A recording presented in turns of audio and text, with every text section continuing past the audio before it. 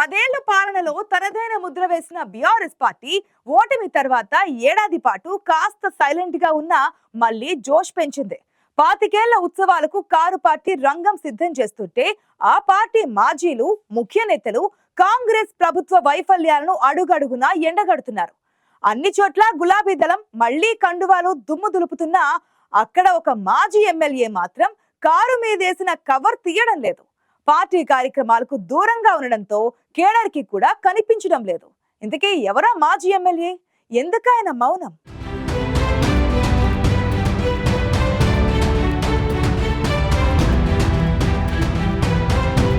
రెండుసార్లు అధికారంలోకి వచ్చి హ్యాట్రిక్ మిస్ అయిన బీఆర్ఎస్ ఏడాది తర్వాత మళ్లీ యాక్టివ్ మోడ్లోకి వచ్చింది.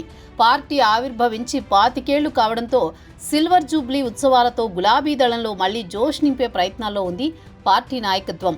కాంగ్రెస్ ప్రభుత్వ హామీలపై ఎక్కడికక్కడ నిలదీస్తున్నారు బీఆర్ఎస్ నేతలు. కానీ పెద్దపల్లి మాజీ ఎమ్మెల్యే మాత్రం ఏడాదిన్నర తర్వాత కూడా ఇంకా యాక్టివ్ కాలేదట. గులాబీ క్యాడర్తో పాటు లీడర్లకు అందుబాటులో ఉండడం లేదట మనోహర్ రెడ్డి. పార్టీ కార్యక్రమాలకు కూడా దూరంగా ఉంటున్నారు మాజీ ఎమ్మెల్యే. చివరికి గులాబీ దళపతి భేటీకి కూడా ఆయన డుమా కొట్టడం పార్టీలో ఇప్పుడు చర్చనీయాంశంగా మారింది.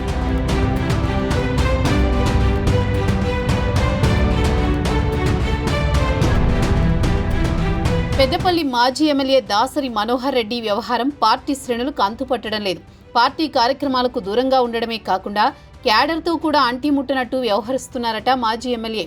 2014, 2018లో పెద్దపల్లి ఎమ్మెల్యేగా 2 సార్లు గెలిచిన మనోహర్ రెడ్డి 2023 ఎన్నికల్లో ఓడిపోయారు.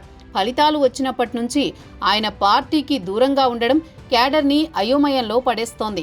చివరికి ఎవరైనా ఫోన్ చేసినా స్పందించడం లేదట పెద్దపల్లి మాజీ ఎమ్మెల్యే. పెద్దపల్లి జిల్లా ముఖ్య నేతలంతా ఇటీవల వరుసగా గులాబీ బాస్ కేసీఆర్ను కలుస్తుంటే మనోహర్ రెడ్డి మాత్రం వెళ్లడం లేదట. దీంతో మనోహర్ రెడ్డి బీఆర్ఎస్కి దూరమవుతారా, లేదంటే రాజకీయాల నుంచే తప్పుకుంటారా అన్న చర్చ మొదలైంది.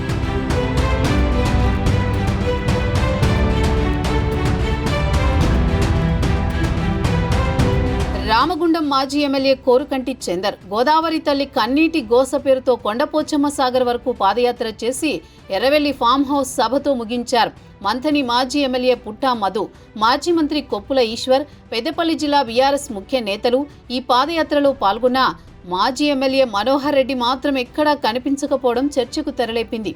గత ఎన్నికల్లో ఓటమి తర్వాత మనోహర్ రెడ్డి తన విద్యా సంస్థలపై దృష్టి సారించారట. బీఆర్ఎస్ హయాంలో పెండింగ్లో ఉన్న ఫీజుల రియంబర్స్మెంట్ బకాయిలు కాంగ్రెస్ ప్రభుత్వంలో విడుదలయ్యాయి. ఇతర కాలేజీల కంటే ఎక్కువగా మనోహర్ రెడ్డి విద్యా సంస్థలకే రిలీజ్ అయ్యాయి. అంతేకాదు బీఆర్ఎస్ పాలనలో లేని మద్దతు కాంగ్రెస్ పార్టీలో దక్కింది. మాజీ ఎమ్మెల్యే ప్రైవేట్ కాలేజీకి అటానమస్ స్టేటస్ ఇవ్వడం అందరినీ ఆశ్చర్యపరిచింది.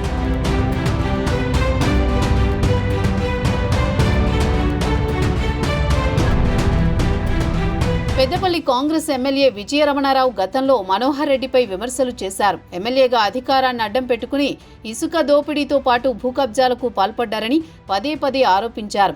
విజయరమణారావు ఆరోపణలకు భయపడి మనోహర్ రెడ్డి సైలెంట్గా ఉన్నారనే ప్రచారం కూడా లేకపోలేదు. అసెంబ్లీ ఎన్నికలకి ఇంకా 3 ఏళ్లపైనే సమయం ఉంది. అప్పుడే రోడ్ల మీదకొచ్చి ఆందోళన చేయడం ఎందుకన్న ఆలోచనలో మనోహర్ రెడ్డి ఉన్నట్టు ఆయన అనుచర వర్గంలో చర్చ జరుగుతోంది. వచ్చే ఎన్నికల నాటికి ఏ పార్టీ బలంగా ఉంటే ఆ పక్షం టికెట్ సంపాదించవచ్చనే ధీమాతో పెద్దపల్లి మాజీ ఎమ్మెల్యే ఉన్నారనే టాక్ ఉంది. అందుకే పార్టీ విషయంలో యాక్టివ్గా లేరట మనోహర్ రెడ్డి. ఇటీవల కేటీఆర్ నిర్వహించిన మీటింగ్లో కూడా ఓ సైడ్ సైలెంట్గా ఉండిపోయారే తప్ప మొత్తానికి మనోహర్ రెడ్డి వ్యవహారం అంతుపట్టక టెన్షన్ పడుతోందట గులాబీ క్యాడర్. పెద్దపల్లి మాజీ ఎమ్మెల్యే మనోహర్ రెడ్డిది వ్యూహాత్మక మౌనమా లేక భవిష్యత్తు వ్యూహమో తెలియాలంటే మరికొన్నాళ్ళు ఆగాల్సిందే. వచ్చే స్థానిక సంస్థల ఎన్నిక నాటికి ఆయన స్పందిస్తారా, తనకెందుకని అంటిముట్టనట్టు ఉంటారో చూడాలి మరి.